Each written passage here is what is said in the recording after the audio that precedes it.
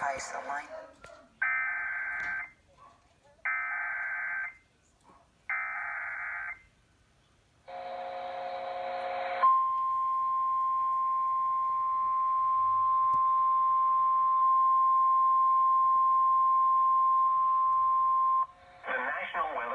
Spokane has issued a severe thunderstorm warning for northeastern Douglas County in north central Washington, south central Okanagan County in north central Washington until 3:30 p.m. Pacific Daylight Time.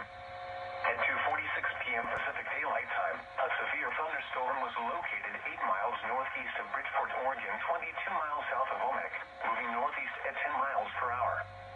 Hazard, 60 miles per hour wind gusts and quarter-size hail.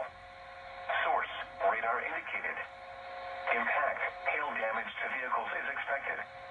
Expect wind damage to roofs, siding, and trees.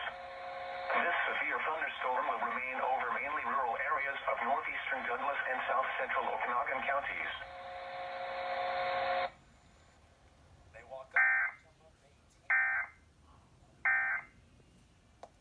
To finish up at 3 under.